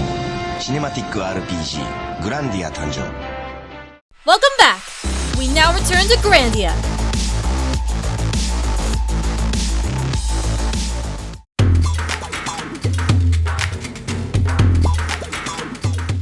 Justin and company are getting closer and closer to Alent, but there's still some things left to do. Milda tells the party that her husband might know something about the Medal of Wisdom, the key to Alent, as he's apparently studied a lot about the Icarians and the Angelou. So for now, we journey to Milda's hometown of Lane. There's a perilous desert the group must cross, and I'm not gonna lie, I hate desert levels in RPGs. They're just such a slog, and the Zil Desert is no exception. This may be one of the biggest areas in the game, and it's pretty easy to get lost. In fact, this area is so big it holds 2 separate side quest locations, which, incidentally, make up 2 of only 3 bonus dungeons in the game. Grandia doesn't really have much in the way of side quests or bonus content. It's pretty linear and streamlined, which could be either a blessing or a curse depending on who you ask. After passing through the desert, you'll reach Zil Padon. It's a big city mostly consisting of 3 different cultures: the Rafane, the Muge, and the Al-Qaeda. None of which really get along well with each other, and each group self-segregates into different regions of the city. The Garlisle forces have apparently been using Gaia to turn other towns into stone, beyond just the areas around Cafu. Naturally, refugees from those towns have flooded into Zil Padon, adding to the cultural tensions the city already had, but we'll come back to that later. After resting up, the party continues to Lane, but this time they have to cross the Savannah Wilderness. This here is Savannah! This is a lot of traveling with very little story to break things up, and I'm not gonna lie, it begins to feel like padding after a while. We are thoroughly in the 3rd act of the story now, which as everyone knows is the best part of any story. That's sarcasm if that wasn't clear. Eventually, we make it to the small, snowy village of Lane and meet Milda's husband, who's a real beefy guy. I don't know, maybe I'm old-fashioned, but this pairing just seems like utter madness to me. Apparently, her husband, Darlin, is one of the 3 wise men of Lane. For me, this is where the story gets a little silly. I get that it's a joke, but 3 cows in robes speaking with southern accents just doesn't give off a very wise man vibe at all. Especially Darlin, who has mushy brain and can't remember anything, prompting the party to go on a fetch quest to get his missing horn from this confusing acid trip labyrinth. And then when he does get his horn back, he tells you that the key to finding Alent is called the Medal of Knowledge, and that it is back in Zil freaking Padon, meaning we have to backtrack all the way back to Zil Padon. What a pain in the ass. Boo. On your way out, Milda wishes the party well, but says she's staying here with Darlin. This honestly doesn't come as a surprise at all. I mean, she's home now, why would she stay with the party any longer? But still, it's sad to say goodbye to our older sister figure. Back in Zil Padon, the party searches for Guido, a Muge who Justin has run into a few times in the story so far.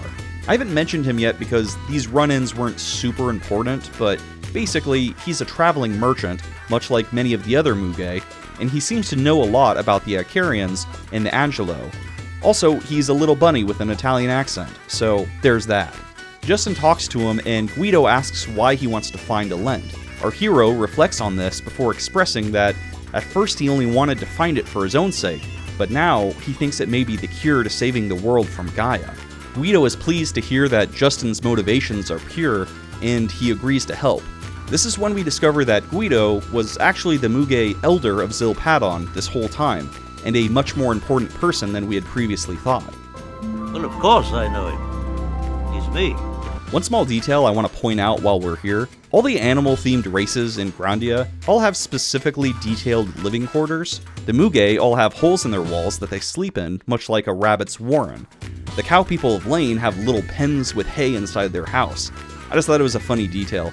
Like, they're human in pretty much every other regard, but they still sleep in hay. I love that. Anyways, Guido leads the group to a fountain in the center of town and shows them that it's actually a secret entrance into an ancient Icarian shrine.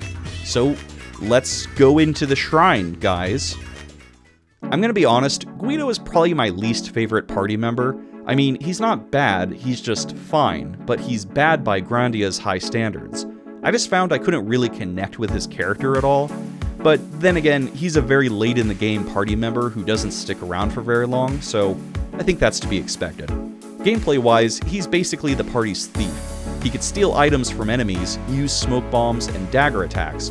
He doesn't have a strong defense, but he could be useful in sneaky ways. After traveling to the end of the shrine, our party runs into the Garlisle forces again, but this time, General Ball himself is with them, leading the search for Justin's Spirit Stone. Ball wanders off with Lean, to Mullen's discomfort. We're starting to get the sense that Mullen doesn't really trust his father's intentions, but that will become more clear soon. The party wanders deeper into the ruins and finds what they were looking for, the Medal of Knowledge, but on their way out, they're surrounded by Mullen and his men, who demand the Spirit Stone again. Suddenly, the shrine starts to shake. Elsewhere, General Ball is using some contraption to siphon the magical energy out of Lean in her Icarian form. Her magic activates these ancient Icarian golems that protect the shrine. The golems moving around causes a ton of destruction. In the chaos, a ton of the Garlisle forces fall to their deaths, including, presumably, Rapp and Guido. Once again, Justin and Feena are surrounded, but this time by the giant golems. That's when something is revealed that probably should have been more obvious a while back. Feena is also an Icarian, and when backed against a wall, subconsciously activates her latent Icarian powers and destroys the golems. In the chaos, Justin gets separated from everyone, but eventually runs into Mullen again. Mullen is horrified to see the lengths his father went to just to get the Spirit Stone, as half his troops are missing or under the rubble. He even goes as far as to hide Justin from being seen so that he doesn't get captured. We're starting to see a turning point now with Mullen where he's not actively working against us. Justin makes his way out of the shrine into the outskirts of the city, where he sees General Ball taking an unconscious Feena onto his big-ass airship. Justin wants to go rescue her, but he's stuck on the ground. This, of course, is when Guido and Rapp show up on the back of a giant flying manta ray. and Guido explains that he stashed this creature away just in case. Like, how? I mean, this is as convenient as a plot device as it gets. I just wish there was even one throwaway line earlier in the game like, hey, did you know that I have this giant flying manta ray? Or hey, did you know that giant flying manta rays exist? But nevertheless, Justin hops on board and our party of 3 chase after General Ball and the captive Feena. I gotta say, I think Disc 2 of Grandia does our girl Feena dirty. She was such a strong character from the start, so to see her relegated to damsel in distress is a little disappointing. But at least it makes sense story-wise. Ball wants the power of both Icarian sisters, so here we are. Justin, Rapp, and Guido board Ball's airship and fight their way inside. The 3 sergeants try to stop him, but like before, they're kinda pushovers. They're basically the Team Rocket of the Garlisle forces at this point. Our party destroys the engine room, causing the airship to begin to fall apart. This is where Rapp and Guido get separated, but considering their inexplicable flying manta ray is nearby, they'll probably be fine. Justin confronts General Ball and offers to trade his spirit stone for Feena. Ball, however, pulls a fast one on him, taking the stone and tossing Justin out of the room. After catching back up with them, Justin makes it clear he's not leaving without Feena, and so Ball finally decides to fight. That's right, it's all been coming down to this. Ball vs. Justin on the deck of a burning airship with Feena's life on the line. It's appropriately epic, and so, needless to say, it's incredibly disappointing that this ends up being such a lame, easy battle. Ball then reveals that he's merged Gaia with himself, using his own body as a host. He knocks Justin off the airship, and Feena leaps after him. Ball is basically like, well, that's a shame, and then presumably dies as the burning airship crashes moments later. As Justin is falling, he reminds us that he certainly was a character written in 1997. Feena somehow catches up with him, which to me doesn't make sense because the Grandia Wikipedia says Justin and Feena both weigh the same, but Justin fell significantly earlier than Feena did, so there's no way she'd be able to catch up with him. But whatever. I let the flying manta ray go, I'll have to let this one go too. Justin and Feena grab onto each other, and she uses her Icarian angel wings to fly them off to safety. The party regroups shortly after this to talk about what they should do next. Guido tells them that with both the Medal of Wisdom and the Medal of Knowledge, the 3 wise men of Lane should be able to show them how to get to Alent. Rapp also comments that now that Ball is dead, his parents and everyone else turned to stone have been avenged. His mission may be over, but he decides he likes Justin enough to continue journeying with him anyways. Meanwhile, a scene plays out at J Base, the stupidly named headquarters of the Garlisle forces, or at very least, where General Ball is growing Gaia. Ball's still alive due to Gaia's power. He expresses to Mullen that he wants to let Gaia get stronger by feasting on the Spirit Stone. His son asks him at what cost, and Ball shows no concern at all for all their soldiers that died in the name of Ball's power-hungry endeavors. Mullen realizes at this moment that his father is completely evil and must be stopped. Our party goes back to Lane, and they're told that to get to Alent, they'll need to open a portal by tossing the medals into the nearby spring. They do so, and out from the spring bursts a magical rainbow portal to the sky. Guido wishes the party the best, but says he's not coming along, that everyone has a place in the world, and he's gone as far as he can.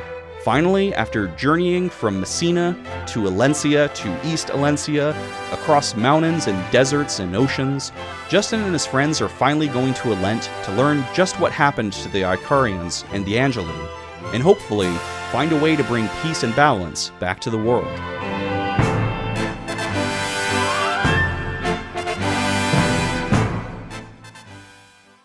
We're almost at the end! Thanks for sticking around this long. Grandia will return in a moment.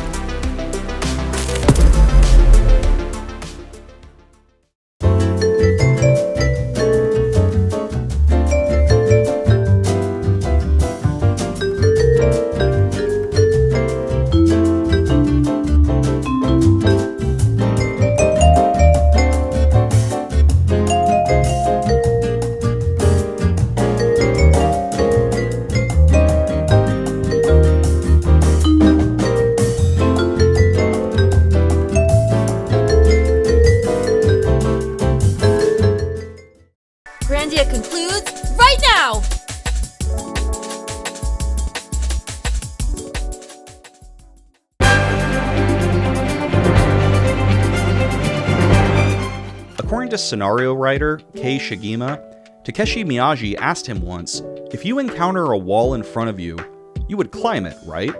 The end of the world, I believe, was Shigema's way of acknowledging his boss's sentiment, perhaps in a tongue-in-cheek way. Shigema says that he and Takeshi talked once about the actual end of the world, meaning the limits of what we could explore and what we're supposed to do once everything's been discovered. Shigema suggested that we build more walls so that we could climb them. It's a nice idea, and I think it's worked its way into Grandia's storytelling. Once Justin and his friends have explored most of the world, the natural next place to go is vertically, into space. The point being that there's always somewhere new and exciting to explore if you're willing to be brave and take the risk. I just thought I'd point that theme out before we head to Alent. Well, we're finally here, and as it turns out, Alent is basically a moon hovering over the world, rather than like a distant land like I imagined. Kinda makes you wonder why people wouldn't be able to just see it in the sky, but let's not dwell on that, I guess. Alent has an interesting design. It's kind of like an ancient silver civilization, but on the moon, and it's full of spirit versions of bosses you fought previously for some reason. When you reach the main shrine, you finally speak to Liete in person. Sort of. She's actually astral projecting several copies of herself in the main hall to field questions before speaking to you in person. She's basically an AI chatbot telling you to Google the answers yourself before you bother an actual human worker. But the Liete clones will lore dump a lot of trivia, such as, the Icarians are only born when the Spirit Stone is whole. Since the Spirit Stone has been broken, no new Icarians have been born. The Spirit Stone is a reflection of the hearts of those that use it. Since the Icarians were pure, the stone was pure. But when humans tried to use it, the stone reflected their evil hearts, and Gaia was created. Gaia grows from siphoning the spirits out of people, thus turning them into stone. And lastly, the Icarians are always born as twins, as this represents peace and harmony, or the bond between living creatures and the spirits. After all the Lietes disappear, much like a Mr. Meeseeks who's accomplished his purpose, the group could finally head to the inner corridor where the real Liete is waiting. She greets the party and explains that she is all alone in Alent, staying behind so that she could preserve the memory of the Angelou like some sort of ancient museum docent. She goes on to tell them that humans and spirits used to live together in harmony until mankind got greedy and stole the Spirit Stones from the Icarians, which in turn created Gaia.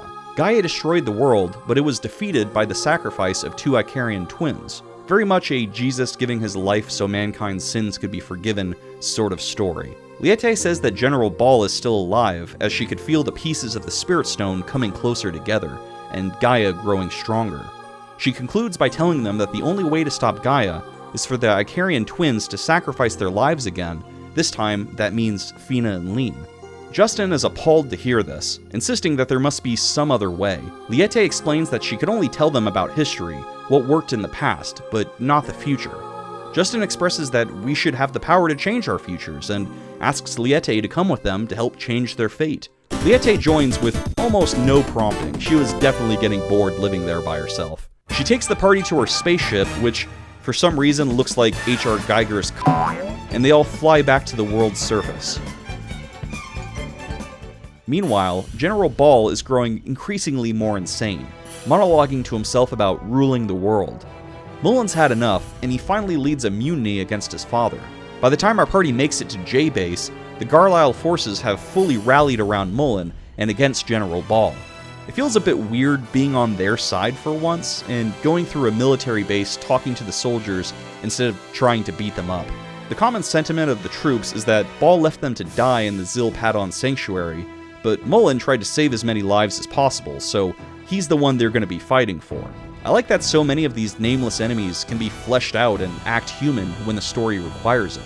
Justin and the gang make it to the inner chamber of the base, only to find that Mullen is seriously injured.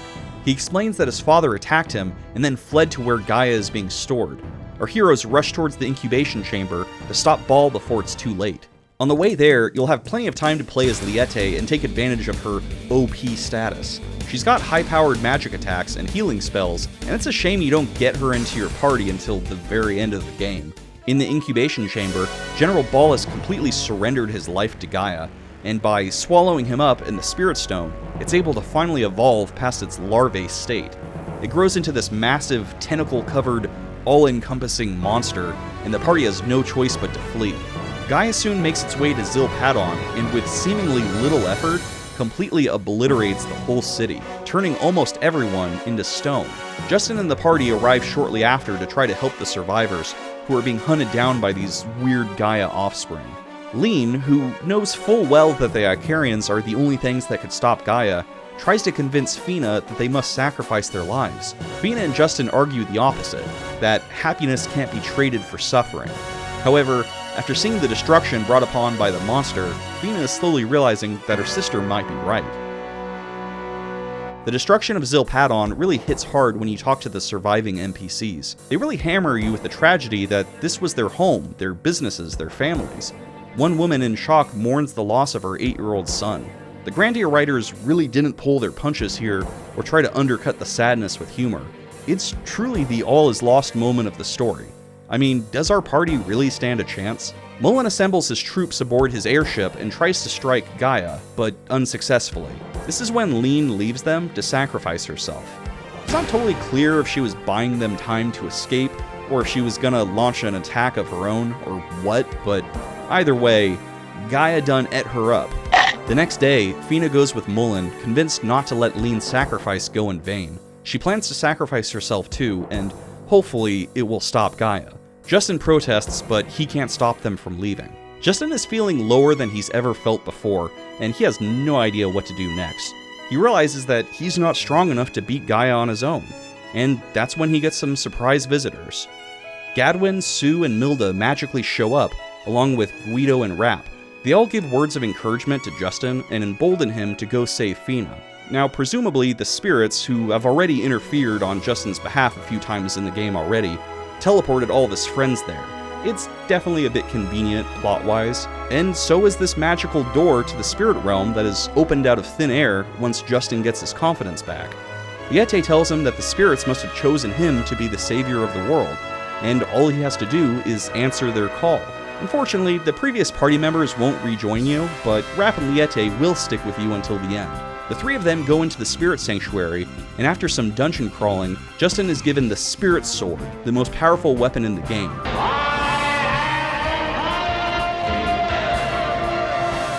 With the Spirit's blessing, he could finally change the world for the better. Justin and the party follow after Gaia, who has returned to J Base. Gaia does this gross molting thing and turns into its next form, a giant moth-like creature. It seems this thing is getting more powerful by the hour, so our party rushes inside to stop it. Inside, they run into Feena and Mullen. Justin tells them about the spirit realm and gaining the acceptance of the spirits, and this is enough for Feena to believe him when he says that they could defeat Gaia without her needing to sacrifice herself. This doesn't convince Mullen, though, who doesn't believe the spirits can forgive humanity without a sacrifice. He challenges Justin to a duel, and it's an appropriately epic setup, their clash of ideals leading to a clash of swords. Unfortunately, after all this talk and bluster about Mullen being super powerful, he ends up being a pathetically weak pushover of a boss. He's even weaker than Ball. Pathetic. Anyways, with Mullen's blessing, the party exits the base to see all of our previous party members, Guido, Sue, Gadwin, and Milda, flying around with the 3 Garlisle Forces sergeants and their remaining troops. They basically are putting aside their differences and coming together as one united people against Gaia. And that's great, though it's a little vague what that means practically speaking. I mean, they can't actually do any damage to Gaia, so maybe they're just creating a diversion? It's not really clear, but the sentiment is appreciated. We're now going into Gaia itself, the final dungeon of the game. It's gross and slimy and very alien looking, and the further you go inside, the more it looks like you're in someone's lower intestine. That's right, the final dungeon of the game is Gaia's ass. Naturally, you'll be fighting the toughest enemies of the game here, while traversing through a fairly complex labyrinth. It's not too hard until you run into Ball. Ball is still alive and has been chilling in Gaia's butthole this whole time. By now, he's completely unrecognizable though, the bug-like Gaia transforming him into some horrific monster. This fight is a real bitch. For me at least, it was the first legitimate challenge in the game, and after trying and failing multiple times, I had to go back through the dungeon and grind my levels higher so that I could stand a chance. But what makes Ball so hard this time around? Well, he has like 4 or 5 different body parts that all perform actions independently. One casts hexes on the party, one critical attacks everyone and blocks your turn, and one heals itself, etc., etc. Basically, if you don't devise a perfect strategy and make every turn count, you'll be quickly overpowered. It doesn't help either that after Zilpadon is destroyed, you can no longer buy items from a shop, so whatever items you have on you is what you're stuck with. In my case, I had no healing potions or anything, so I had to rely on Liete's magic to do a lot of the heavy lifting. Also, if you haven't mastered the strategy of using critical attacks to cancel the enemy's turns, you won't stand a chance. The whole fight pretty much requires blocking his moves. So after a very difficult fight, Ball gets absorbed back into Gaia, and the party proceeds to Gaia's inner core, with the final battle being against, I guess, his heart, or whatever you'd call his deepest being. Strategically, it's a doozy of a fight. His main core is mostly vulnerable, but he has two subcores that, if they aren't defeated quickly, will summon dozens of snake-like spore enemies that could overwhelm the party. I found the best strategy was to use strength and defense buffs on your party so that you could survive the initial onslaught, and then just go scorched earth with the most powerful magic you have. After the battle, Gaia turns into this hideous monstrosity. What is that, some eldritch horror, or my ex-wife? Fortunately, this final form is mostly for show, and you just need to bash the shit out of it until it's dead. Afterwards, all the souls Gaia consumed flee its body, and it withers away. Now that Gaia is dead, all that's left of it is the Spirit Stone and a husk of a body you're inside. Justin and Feena, hand in hand, contemplate a new and better world they can now live in. A world where they could be in harmony with the spirits. To avoid the power of the Spirit Stone being used for evil again, Justin shatters it with a Spirit Sword, presumably breaking both for good. Gaia's corpse starts glowing with these rainbow hues and begins to resemble a giant, magical tree, releasing pollen all over. Watch 30 years from now, all those townspeople below are going to be slowly dying from some lung disease, and the doctors are going to be like, yeah, we told you that wasn't pollen, it was deadly poisonous spores coming off the decomposing body of a giant cancerous mound of pure evil. That's what you get for sticking your tongue out and trying to catch those spores like they're snowflakes or something. It's not beautiful, it's deadly. As the spirits flee Gaia's body and spread across the world, we get to witness all the petrified stone people turn back to normal. Unfortunately, we never get to see how round Rap's parents are. Mullen is standing on a vista watching this all go down and monologuing to himself about his hopes for humanity moving forward. It'd be touching if his voice acting wasn't so abysmal. A new history of mankind will begin. The history that you desired. Just then, a literal miracle happens. One of the spirits hovers around Mullen before transforming into a human figure. To his surprise, it's Lean, brought back from the dead. I don't know if there's any canon explanation for this, because she sure seemed dead as dead could be, but maybe the difference is that she had her soul sucked by Gaia, rather than like if she had gone hit by a car or something, so maybe her soul was just in limbo? I don't know. Or maybe it doesn't matter if it makes sense, it's just a happy ending.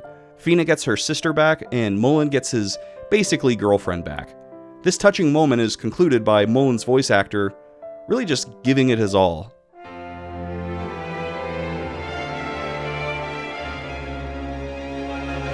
Lean! Okay, my love interest was just brought back to life, we're reunited against all odds, it's my last line in the game, and I'm calling out to my one true love with both sorrow and confusion and joy. Let's do this thing. Lean. Nailed it. No second takes needed. That's why they call me One Take Steve. Justin and Feena also watch in amazement as the spirits scatter across the world. Justin comments that the spirits brought everyone together, but Feena tells him that it was his efforts that did that. Justin was always the real hero, at least to Feena. Cue credits. Wait, we never get to see them kiss? What kind of bullshit is this?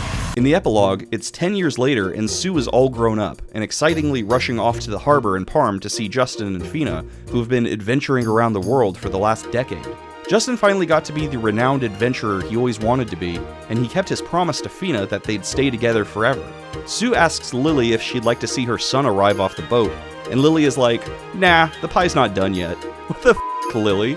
You haven't seen your son in 10 years and you're more interested in baking a pie? Anyways, Sue goes to greet her friends at the dock when out runs a bunch of kids, like way too many kids. It's clear that they're Justin and Feena's kids because they're all wearing identical outfits, which is weird, but for clarity's sake I get it. They rush off the boat and chase Puffy around. Sadly, we never get to see what adult Justin and Feena look like.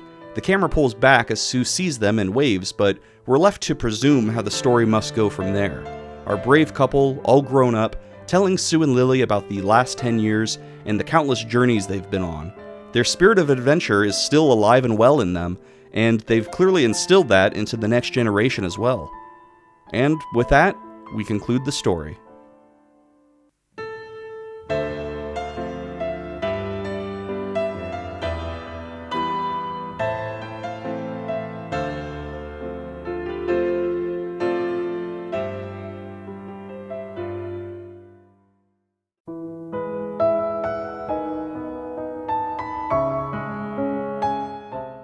I do still wonder why more people don't talk about Grandia, because it's a really special game. But I've got some theories. There's the obvious reasons. Game Arts, the company behind Grandia, really didn't do much after this, so that probably didn't help. It was released on the Sega Saturn, a console that's generally considered a commercial failure. And lastly, the timing for the game's release was absolutely cursed. You see, Grandia came out in Japan in 1997. Do you know what other RPG came out in 1997? Now, don't get me wrong, I'm not saying Grandia didn't do well because of Final Fantasy VII. In fact, it did do well, commercially.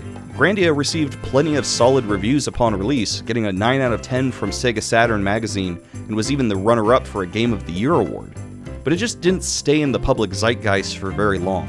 I mean, even all these years later, people are still talking about FF7, and I don't think I've ever even met someone who knows what Grandia is.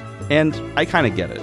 For starters, FF7 was developed by Square, otherwise known as the studio that makes all the best RPGs, and they would only grow more powerful. They threw a lot of money at Final Fantasy VII and made sure it was seen as the PlayStation's flagship RPG. I mean, look at this English TV ad. Beyond the edge of reality lies a story of ultimate conquest, a story of war and friendship. A story of a love that can never be. RPGs were always considered kinda nerdy, but this ad is practically making the game look like an epic summer blockbuster. This ad puts hair on my balls and gives me a craving for a nice juicy steak. Now, compare that to Grandia's TV ad.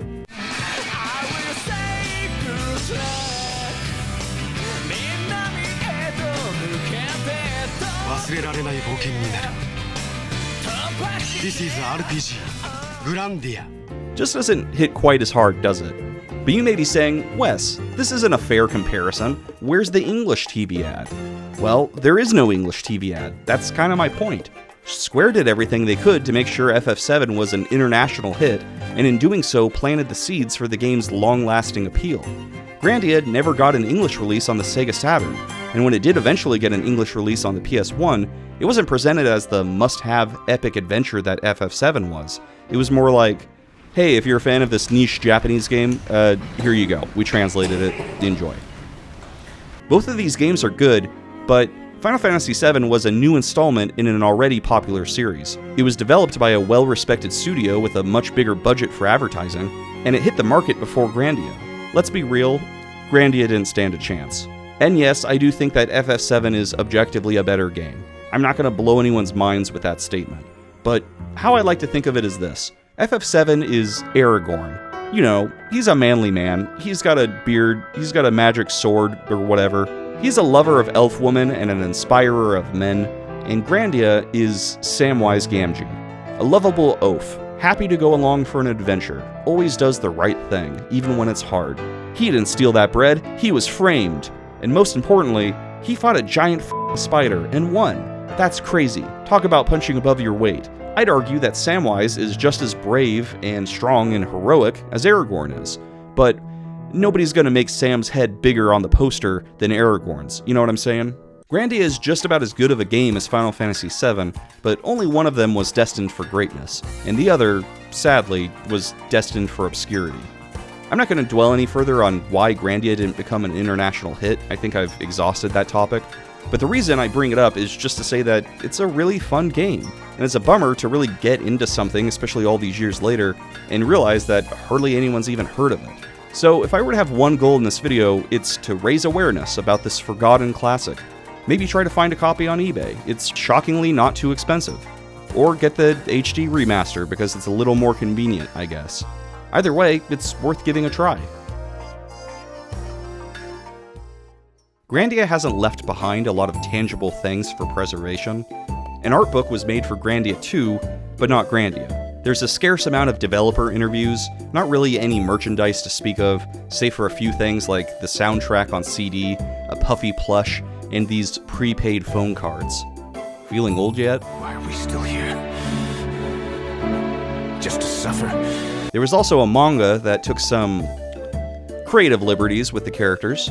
Even information about the voice actors is hard to find. Fortunately, Davey Valentine and the Spirit Stone Discord server have been putting into legwork to track down the English voice actors and interview them. We still have no idea who voiced Justin though, which is crazy. So with all that being said, it'd be easy for Grandia to get lost in time, like tears in the rain. My hope is that people rediscover this gem and keep its memory alive. After the successful release of Grandia on the Sega Saturn and then internationally on the PlayStation, Game Arts would go on to make a number of sequels and spin-offs, the first being the Grandia Digital Museum in 1998. The game is more like a bonus disc of a DVD rather than a full game. It has a loose story. Basically, Liete creates a museum to preserve all their memories from their adventure together in the main game. But something happens and many pieces from the museum go missing. So through a series of dungeon crawling and mini-games, Justin, Feena, and Sue can restore these memories and complete the museum. This is all, of course, an excuse to collect official artwork, songs, and other things from the game that die-hard fans would really appreciate. Some of these mini-games include baseball, deck swabbing again, and trying to grab Feena's panties. Considering that last sentence, it should come as no surprise that this release was Japanese only.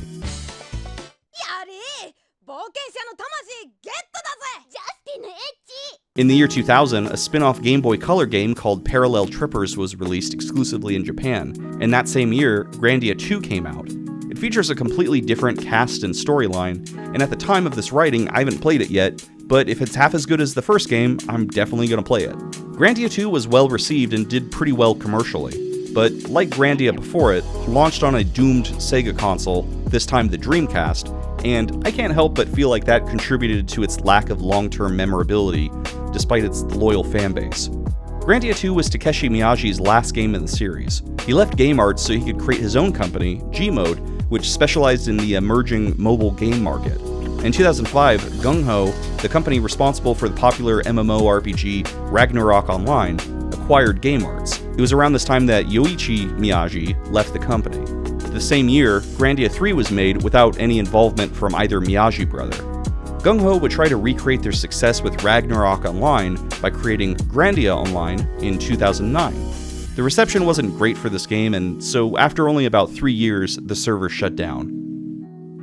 Sadly, Takeshi Miyagi passed away in 2011 at the young age of 45 from a brain tumor.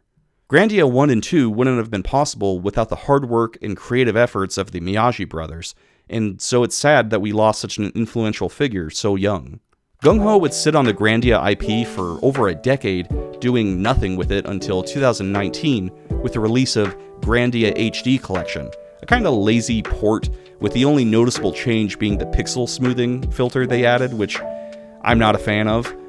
There's no additional features or anything, so calling it anything more than a port is kind of a stretch. Based on the quality of the remaster and how little has been done with the series since Grandia Online, I don't have a ton of faith in Gung Ho, nor do I think they've been good stewards of the franchise, so a Grandia 3 remaster or a Grandia 4 is probably not on the cards.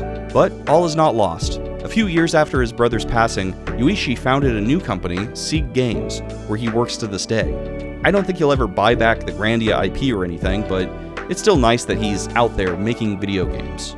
Sincerity is a rare thing nowadays, and a little goes a long way.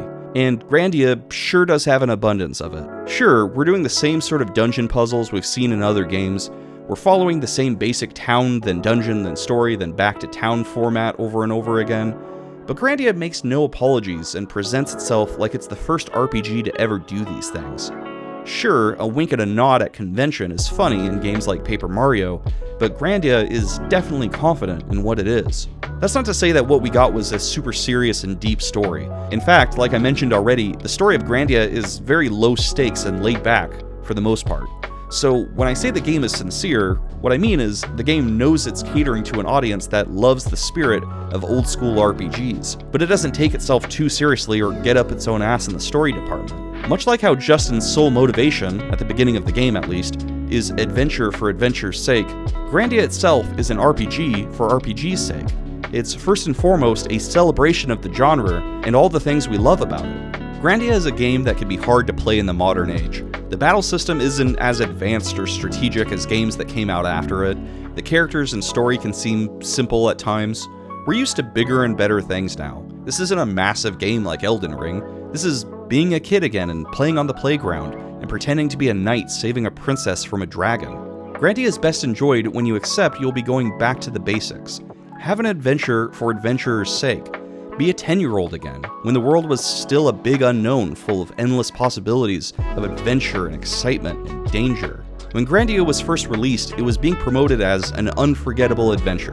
20 years later, supervisor Hiroki Okabe laments that nowadays, players are satisfied with games that are just fine and forgettable, opting for quantity over quality.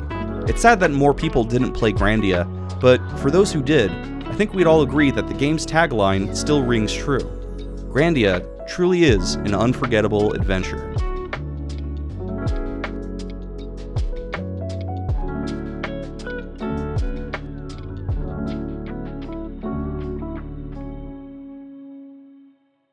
Thanks for sticking around till the end of the video, and a special thanks to our patrons. David Saperstein, Zen, Curse's Curse, Bozek, Chaspazengo, and Jilly Mays. You all are very much appreciated. You're all sexy and have big muscles. Probably. Keep giving us money. That concludes the Grandia retrospective. That's pretty good, actually. So, what do you think? Do I have the job? We'll see. I'll take that as a yes.